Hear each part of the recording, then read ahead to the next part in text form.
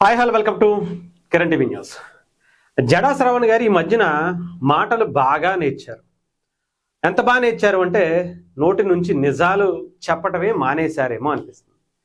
ఎందుకంటే మరి ఎందుకో తెలియదు, అవతల పక్క ఆయనకు ఉండేటువంటి స్క్రిప్ట్ అలాంటిదో, దాని గురించి ఏది ఇస్తే అది తీసుకొచ్చి మాట్లాడేది అనేది జరుగుతుందో ఏంటో తెలియదు. కానీ ఎలా అయితే జగన్మోహన్ రెడ్డి గారు ఎదురుగుండా పేపర్ పెట్టుకుని లోకేష్ గారు ఇలా వెళ్ళారు, ఇలా వచ్చారు, ఇలా వెళ్ళారు, ఇలా వచ్చారని ఎలా చెప్తారో ఈయన కూడా అదే.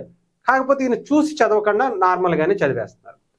సేమ్ స్క్రిప్టే, బట్ ఆయన టైప్ ఆఫ్ వెర్షన్లో వీడియోస్ పెట్టుకుని చేయటం జరుగుతుంది. ఎస్పెషల్లీ పవన్ కళ్యాణ్ గారి మీదే. ఎందుకు అంటే రీసెంట్గా మన సీనియర్ జర్నలిస్ట్ కిరణ్ గారు కూడా చెప్పారు, జనసేన పార్టీ నుంచి జడా శ్రవణ్ గారికి కౌంటర్ ఇచ్చేటువంటి నాదుడే జనసేన పార్టీలో కరువైపోయారు. ఎందుకో ఏమో మరి జడా శ్రవణ్ గారిని చూస్తే భయం వేస్తుందా ఏంటో అనేది నాకైతే తెలియట్లేదు. అందుకని వాళ్ళు బయటకు వచ్చి జడా శ్రవణ్ గారికి, పెర్ని నాని గారికి, అంబటి రాంబాబు గారికి, ముంద్రగడ పద్మనాభ రెడ్డి గారికి, వీళ్ళెవరికి కూడా కౌంటర్ ఇచ్చేటువంటి పరిస్థితి జనసేనలో లేదు. కూటమిలో అసలే లేదనుకోండి. పాపం ఆయన ఇంకేముంది, ఇంకా నాకు ఎవడో కౌంటర్ ఇవ్వట్లేదు, నన్ను చూసి భయపడిపోతున్నారు అని చెప్పి ఇష్టానుసారం మాట్లాడేస్తున్నారు. ఏది పడితే అది చెప్పేస్తున్నారు. ఒకసారి పాపం ఆయన కష్టం ఏంటో, ఆయన ఎంత ఆతృతగా ఎంత తాపత్రయపడుతున్నారో, పవన్ కళ్యాణ్ గారిని ఏదో ఒక రకంగా ఇబ్బంది పెట్టాలనేటువంటి ప్రయత్నం చేస్తున్నారో ఒకసారి మనం అయితే చూద్దాం, దాని గురించి మాట్లాడుకుందాం. ఎవరండి Christians Muslims? Right, fast forward చేద్దాం. రైట్, చెప్పండి జడా శ్రవణ్ గారు. ఇది పవన్ కళ్యాణ్ గారు మొన్న అసెంబ్లీలో 19 నిమిషాల పాటు దేశంలో ప్రతి ఒక్క పౌరుణ్ణి గుండె తట్టి లేపినటువంటి వీడియో. హిందువుల గురించి అయితే ప్రత్యేకంగా అసలు మీరు ఎందుకు ఉన్నారు, ఏం చేస్తున్నారు, మీకన్నా అర్థం అవుతుందా అని చెప్పి చివాట్లు పెట్టినటువంటి వీడియో. దాని గురించి జడా శ్రవణ్ గారు మాట్లాడుతున్నారు, ఒక్కసారి విందాం. ఆయన ఏం అర్థం చేసుకున్నారు. పవన్ కళ్యాణ్ గారు మాట్లాడింది దేశం అంతా ఉంది. చాలా మంది తమిళంలో, మలయాళంలో, హిందీలో, ఇతర భాషల్లో ట్రాన్స్లేట్ చేసుకుని కూడా నిజమే కదా, మనం ఇలా ఎందుకున్నాం, మనం ఇలా ఎందుకు ఆలోచించకూడదు అనేటువంటి ఆలోచనలు ఉంటే జడా శ్రవణ్ గారు ఇంకొకలా ఆలోచించారు. అదేంటో ఒకసారి విందాం.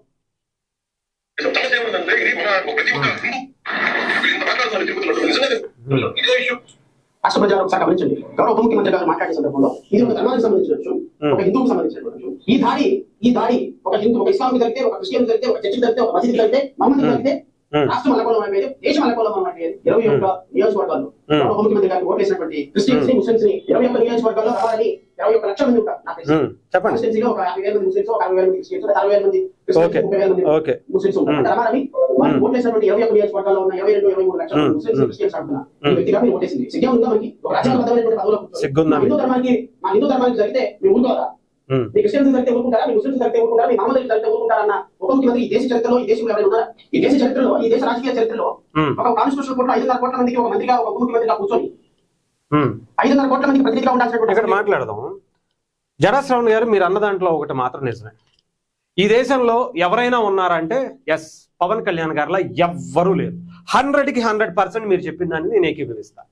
పవన్ కళ్యాణ్ గారి లాగా ఇలా ధైర్యంగా ఒక కులం గురించి, ఒక మతం గురించి కలిసి ఉండాలి, కలిసి మనం బ్రతకాలి, అనవసరమైనటువంటి గొడవల జోలికి మనం వెళ్ళొద్దు అని చెప్పినటువంటి ఏకైక నాయకుడు జనసేన అధినేత, ఆంధ్రప్రదేశ్ డిప్యూటీ సీఎం పవన్ కళ్యాణ్ గారు ఒక్కడే. అందులో ఎటువంటి డౌటే లేదు. ఎందుకంటే మీరు చెప్పారు చూసారా, కులాల కింద కులాల పేరు ఎత్తకుండానే కులాల్ని నాశనం చేయటం, కులాల్ని అనగదొక్కటం. ఆ సామాజిక వర్గంలో మీరు కూడా ఉన్నారనుకోండి. ఎందుకంటే ఇప్పటి వరకు మీరు రాజ్యాధికారం వైపు రాలేకపోయారు అంటే అదే పరిస్థితి. అందరూ కూడా కులం పేరు ఎత్తకుండా కులాన్ని అనగదొక్కేటువంటి కాపుల్ని కావచ్చు, బీసీలను కావచ్చు, ఎస్సీలను కావచ్చు, బడుగు బలహీన వర్గాలందరినీ కూడా ఇప్పటి వరకు రాజ్యాధికారం వైపు వెళ్లకుండా 2 కులాల మధ్యలోనే అక్కడే రాజకీయం చేసుకుంటున్నటువంటి పరిస్థితి ఉంది. అంటే మీలాంటి ఆలోచనలు మీరు చెప్పినటువంటిదే. పవన్ కళ్యాణ్ గారు వచ్చిన తర్వాత నాకు ఓట్లు ముఖ్యం కాదు, సమాజంలో అందరికీ అన్నీ దొరకాలి, అందరికీ అన్ని అందుబాటులో ఉండాలి, ముఖ్యంగా ఈ దేశానికి స్వతంత్రం వచ్చిన తర్వాత మౌలిక సదుపాయాలు ఇవ్వటంలో కూడా ప్రభుత్వాలు సరైనవి ఇవ్వలేకపోయాయి. అది తెలుసుకున్న పవన్ కళ్యాణ్ గారు 77 ఏళ్ల తర్వాత ఇప్పటికీ 77 ఏళ్ళైంది మన భారతదేశానికి స్వతంత్రం వచ్చి పూర్తి స్థాయిలో. వచ్చిన తర్వాత ఏ ప్రభుత్వం, ఏ నాయకుడు, ఎవ్వరు, ఏ ఎమ్మెల్యే, ఏ ఎంపీ, ఏ మంత్రి చేయలేనటువంటిది పవన్ కళ్యాణ్ గారు వచ్చిన తర్వాత వీడియోలు పెట్టుకుంటున్నారు సార్. జడా శ్రవణ్ గారు, మీరు జడ్జిగా ఉన్నారు కదా, జడ్జిగా చేశారు కదా, చేశారని చెప్తున్నారు అంతే, మేము చూడలేదు అనుకోండి. చదువు చాలా పెద్ద పెద్ద చదువులు చదువుకున్నారు అని చెప్తున్నారు కదా, చదువుకున్నారా చదువుకున్నారో మాకైతే తెలియట్లేదు సార్. మీరు చెప్పింది మాత్రం దీనికి మాత్రం నేను ఏకీభవిస్తాను. అలాంటి నాయకుడు పవన్ కళ్యాణ్ గారు మిగతా రాజకీయ పార్టీలాగా పవన్ కళ్యాణ్ గారు చేయరు. అలా చెయ్యాలి అంటే ఆయనకి మీరు సలహాలు ఇవ్వద్దు. మీరేమన్నా సలహాలు ఇచ్చేటువంటి పరిస్థితి ఉంటే మీ పార్టీ ఒకటి ఉంది కదా సార్, మీ పార్టీకి మీరు ఇచ్చుకోండి, మీకు మీరు ఇచ్చుకోండి. 71లో ఓట్లు సాధించి మనం వెళ్ళపలిత్తం కాదు సార్, మీరు చెప్పుకోండి. పవన్ కళ్యాణ్ గారు ఒక దశాబ్ద కాలం పాటు ప్రజల్లో ఉండి ప్రజల కష్టాల్లో నిలబడి వాళ్ళ బాధల్లో ఆయన సొంత డబ్బులు వాళ్ళకి చేయూతనిచ్చి ఆయన ఈరోజు డిప్యూటీ సీఎంగా వచ్చారు. 21కి 21 సీట్లు 100% స్ట్రైక్ రేట్తో గెలిచి చూపించారు. గతంలో 2019లో 2 చోట్ల ఓడిపోయి ఉండొచ్చు, బట్ మంచి ఓట్లే పడ్డాయి సార్. 71 ఓట్లకి పడలా, మీరు అది కూడా గుర్తుపెట్టుకోవాలి. 71 ఓట్లే పడలేదు ఆయనకి, 100 కన్నా తక్కువ రాలా ఏ నియోజకవర్గంలో కూడా, మీరు అది గుర్తుపెట్టుకోవాలి సార్. జడా శ్రవణ్ గారు, అర్థమైందా? మీరు స్వయాన మీ సామాజిక వర్గానికి సంబంధించినటువంటి నియోజకవర్గంలో మీరు పోటీ చేస్తే, మీ బంధువర్గం అంతా ఉన్న చోట మీరు పోటీ చేస్తే మీకు వచ్చినటువంటి ఓట్లు 71 సార్. జడా శ్రవణ్ గారు, 71 సార్. మంగళగిరిలో మీరు పోటీ చేస్తే 400 ఓట్లే సార్. అక్కడ 100కి 800కి పైగా వచ్చాయి సార్. అంటే మీరు ఆలోచించుకోవాలి సార్, మీ సామాజిక వర్గం వాళ్ళు కూడా మిమ్మల్ని వద్దు, ఈయన కలబుల్లి కవర్లు చెప్తారు తప్ప పనిచేసేటువంటి వ్యక్తిత్వం లేదు, అన్ని అబద్ధాలు మాట్లాడతారు తప్ప నిజం మాట్లాడే అలవాటు లేదు అని మీ బంధువర్గం, మీ కుటుంబ సభ్యులు కూడా మీకు ఓటేయకపోతే 71 ఓట్లే వచ్చాయి సార్. అది గుర్తుపెట్టుకోవాలి సార్. ఇకపోతే మీరు ఇంకా మాట్లాడుతున్నారు, ఒకసారి అది కూడా విన్నాం, తర్వాత మొత్తం ఒకసారి మాట్లాడదాం. 5.5 కోట్ల మంది కట్టేటువంటి హిందువులు పనులు కట్టడం లేదా, క్రిస్టియన్స్ పనులు కట్టడం లేదా, క్రిస్టియన్స్ పనులు కట్టడం లేదా, మీ ట్రెజరీలో పడే 1 రూపాయి, మీరు కార్లో వాడే 1 పెట్రోల్, ఏ క్రిస్టియన్ సభ కొట్టాను, ఏ క్రిస్టియన్ సినిమా పెట్టాను, ఏ ముస్లిం హోటల్కి వెళ్ళాను, వచ్చిన ట్యాక్స్ నుంచి డబ్బా కామన్ సెన్స్ మినిమం మిగతా లేని ఒక ముఖ్యమంత్రి, ఉప ముఖ్యమంత్రి కాదని, ముఖ్యమంత్రి రైట్, ఒక కాన్స్టిట్యూషన్ బిల్ లేని ఒక శుద్ధ ఇంకా పెద్ద మాటలు వస్తాయి, ఇంకా చాలా తమాయించుకుంటున్నాను, ఒక శుద్ధ వేస్ట్ ముఖ్యమంత్రి, ఉప ముఖ్యమంత్రి. నిన్న అసెంబ్లీలో మాట్లాడినటువంటి ప్రతి మాట ఈ రోజు ప్రతి క్రిస్టియన్ ని, ప్రతి ముస్లిం యొక్క గుండె కాల్పొచ్చింది. ఎవరండి క్రిస్టియన్స్, ముస్లిమ్స్? దేశంలో పౌరులు కదా, ఈ దేశంలో ఓటు హక్కు లేదా, ఈ దేశంలో బతిక హక్కు లేదా, ఎవరి మీద దాడి జరిగింది, ఎవరిని నిందిస్తున్నారు, ఎవరిని తీసుకొస్తున్నారు, ఎవరి మతం మీద మీరు గొడవ పెడుతున్నారు, ఎవరిని లోపలికి లాగుతున్నారు, ఎవరి కొరమంది కష్టాలు పెడతారు ఉప ముఖ్యమంత్రి గారు. తిరుమల లడ్డూ విషయంలో ఇక్కడ మాట్లాడదాం. ఇక్కడ ఆయన చెప్పింది ఏంటంటే, ఎవరైనా సరే ఇలా క్రిస్టియన్స్ కానీ ఇంకొకళ్ళు కానీ ఎవరైతే ఓట్లేసి వాళ్ళు ఆయనకు ఓట్లేసారో వాళ్ళు సిగ్గుపడాలి. ఇలాంటి వ్యక్తిగా మనం ఓటేసింది, వాళ్ళు ట్యాక్సులు కట్టట్లేదా, ఇవన్నీ మాట్లాడారు. జడా శ్రవణ్ గారు పవన్ కళ్యాణ్ గారు ఏమన్నా మీకు సవాల్ అంటే డైరెక్ట్ సవాల్, ఒక్క వాడు క్రిస్టియన్స్ని, హిందువుల్ని, ముస్లిమ్స్ని కించపరిచినట్టుగా, దుర్భాషలు ఆడినట్టుగా ఒక్క మాట మీరు వినిపించేటువంటి దమ్ము, సత్తా మీ దగ్గర ఉందా? ఒక్క మాట వినిపించండి. కులం గురించి మాట్లాడితే ఇంకో కులాన్ని తిట్టినట్టేనా? హిందూ మతం గురించి మాట్లాడితే వేరే మతాల్ని అవమానించినట్టేనా? నేను ఇందాక చాలా క్లారిటీగా చెప్పా. ఒక మతం గురించి మాట్లాడితే ఇంకొక మతాన్ని కించపరిచినట్టే అని మీ ఉద్దేశంలో మీరు ఇప్పుడు అలాంటి రాజకీయాన్నే మనం ఇప్పటి వరకు చూసుకుంటూ వచ్చాం. అలాంటి దాన్ని కాకుండా అవేర్ అవ్వండి. ఒక ముస్లిం కమ్యూనిటీకి సంబంధించినటువంటి ఇరాన్లో ఖమేనీ అనేటువంటి ఒక వ్యక్తి, మన దేశానికి సంబంధం లేనటువంటి ఒక వ్యక్తి చనిపోతే ముస్లింలందరూ బయటకు వచ్చి ఏడుస్తూ, బాధపడుతూ, ధర్నాలు చేస్తూ, రాస్తారోకలు చేస్తూ, శాంతి ర్యాలీలు చేస్తూ ఎంతో బాధపడుతున్నారు. వాళ్ళ మతానికి సంబంధించినటువంటి ఒక ప్రతినిధిగా ఎక్కడో వేరే దేశంలో అతన్ని చంపేస్తే, యుద్ధం ఎక్కడ జరిగిందండి? జడా శ్రావణ్ గారు చదువుకున్నారు కదా, మీరు చెప్పాలి. ఇజ్రాయెల్కి ఇరాన్కి మధ్యలో. మరి మన భారతదేశానికి ఏంటండి? మనకెందుకండి? అయినా సరే ఇక్కడ మోదీ గారిని తిడతారు, ఇక్కడ ఉండేటువంటి అందరినీ దాని గురించి మాట్లాడుతూ ఉంటారు. సరే, ఇక్కడ దీని గురించి పక్కన పెడదాం. క్రిస్టియన్స్ మీరు చెప్పారు కదా, మొన్న ఒక పాస్టర్ ప్రవీణ్ అనేటువంటి వ్యక్తి హైదరాబాద్ నుంచి వైన్ షాప్లోకి వెళ్ళి మందు తాగుతూ అడ్డంగా ఇష్టం వచ్చినట్టు తాగుతూ దొర్లుతూ వెళ్ళి రాజమండ్రి దగ్గర యాక్సిడెంట్ అయి చనిపోతే దానిని ఏదో ఎవరో చంపేశారు అన్నట్టుగా క్రియేట్ చేసి ఒక యూనిటీగా నిలబడి ఎంతలాగైతే పాస్టర్లు, ఫాదర్లు మొత్తం కమ్యూనిటీని అంతటినీ కూడా ఒక రేంజ్లో బయటకు వచ్చి ధర్నాలు, రాస్తారోకలు, అది చేసి ఇది చేసి ప్రెస్ మీట్ల మీద ప్రెస్ మీట్లు పెట్టేసి పెద్ద పెద్ద మాటలు మాట్లాడేసేసి అంత యూనిటీగా ఉన్నారు చూసారా.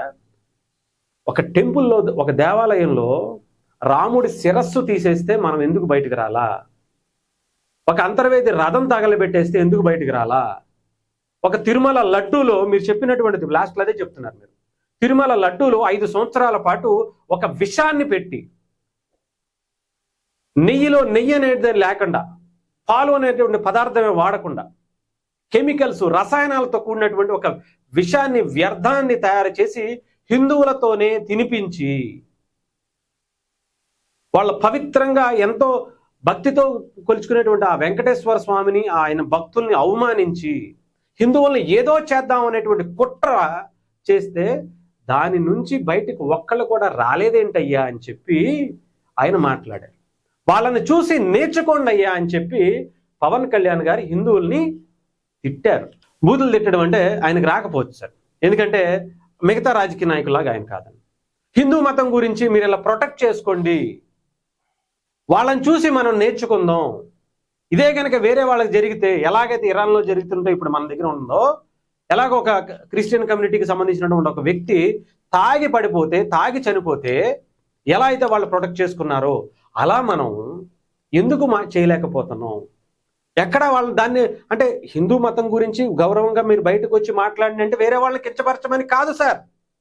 జడా శ్రవణ్ గారు, మీరు చదువుకున్నారు కదా, చదువు కొనలేదు కదా, జడ్జిగా చేశారు కదా, సరే మీరు అయ్యో మాట్లాడుతున్నారు. ఒక్క మాట పవన్ కళ్యాణ్ గారి గురించి ఆయన బయటకు వచ్చి ఇలా ఈ మతాన్ని, ఇలా ఈ కులాన్ని తిట్టారు అనేటువంటి భావన ఒక్క వీడియో మీరు చూపించగలుగుతారా? జడ్జిగా పనిచేశారు కదా సార్, సాక్ష్యాలతోనే మీరు ఏదైనా జడ్జిమెంట్ ఇస్తారు కదా సార్. మరి ఆ సాక్ష్యాలు లేకుండా మీరు అబద్ధాలు నోటి నుంచి ఏం మాట్లాడతారు? ఎందుకు మాట్లాడతారు? ట్యాక్సీలు కట్టలేదని ఆయన ఏమన్నా చెప్పారా? హిందువులు క్రిస్టియన్స్కి, ముస్లిమ్స్కి వ్యతిరేకంగా ఉండమని ఏమన్నా చెప్పారా? ఒక్క మాట నిరూపించండి. నిరూపించకుండా మీరు ఎందుకు అబద్ధాలు మాట్లాడుతున్నారు? అబద్ధాలను ఎందుకు ప్రసారం చేస్తున్నారు? లేనిపోయినటువంటి కుట్రలు ఎందుకు మీరు? డెఫినెట్గా పవన్ కళ్యాణ్ గారు మాట్లాడినటువంటి స్పీచ్తో వైఎస్ఆర్సీపీని నడి రోడ్డు మీద గొడ్డలోడ తీసి నుంచోబెట్టేశారు పవన్ కళ్యాణ్ గారు. ఆ స్పీచ్తో డిఫెన్స్లో పడిపోయింది. ఏం చెయ్యాలో గిల కొట్టేసుకుంటుంది వైఎస్ఆర్సీపీ. జగన్మోహన్ రెడ్డి గారు వచ్చి అసలు ఇప్పటి వరకు కనీసం ఒక గుడికి ఆయన సతీ సమేతంగా వెళ్ళలేంది. పులివెందల్లో ఒక గుడికి సంబంధించి ఇన్ని సంవత్సరాల చరిత్రలో వాళ్ళ నాన్నగారు, వాళ్ళ తాతగారు, ఆయన చరిత్రలో పులివెందల్లో ఒక గుడికి సంబంధించినటువంటి కార్యక్రమానికి వాళ్ళ చరిత్రలో లేదు వెళ్ళినటువంటి ఘటన. ఎందుకు వెళ్ళిపోయారు? పవన్ కళ్యాణ్ గారి ఇంపాక్ట్ అలాంటిది. వైవి సుబ్బారెడ్డి గారు చూడండి, వాళ్ళ కుటుంబ సమేతంగా వెళ్ళి గోవిందనామాలు చెప్పుకుంటున్నటువంటి పరిస్థితి. ఎందుకు అంటే భయం. హిందువుల్ని ఓట్ల రూపంలోనే చూసేటువంటి మీలాంటి నాయకులు అలా ఉన్నారు కాబట్టి, అలాంటి వాటి నుంచి, మీలాంటి నాయకుల నుంచి, అలాంటి వ్యక్తుల నుంచి అవేర్ అవ్వండి, బయటకు రండి. కులం గురించి మాట్లాడితే కులాన్ని తిట్టినట్టు కాదు సార్, మతం గురించి మాట్లాడితే ఇంకొక మతాన్ని కించపరిచినట్టు కాదు సార్. చదువుకున్న వాళ్ళు, గొప్పగా ఉద్యోగాలు చేశానని చెబుతున్న వాళ్ళు ఇలా మాట్లాడడం అనేది కరెక్ట్ కాదు. ఎవిడెన్స్ ఏదన్నా ఉంటే జడ్జిగా మీరు ఎలా అయితే తీర్పునిస్తారో ఒక ఎవిడెన్స్ని చూపించి, అలాగే ఒక ఎవిడెన్స్ని చూపించి, ఇదిగో పవన్ కళ్యాణ్ గారు ఇలా తిట్టారు, పవన్ కళ్యాణ్ గారు ఇలా ఈ మతాన్ని తిట్టారు, ఈ మతాన్ని కించపరిచారు, ఈ మతాన్ని గురించి, ఈ కులాన్ని గురించి ఏదో మాట్లాడారు, తప్పుగా మాట్లాడారు అని చెప్పాలి, చూపించి మాట్లాడాలి. అంతేగాని మన నోటికి ఏదో వస్తుంది మాట్లాడకూడదు సార్. జడా శ్రవణ్ గారు.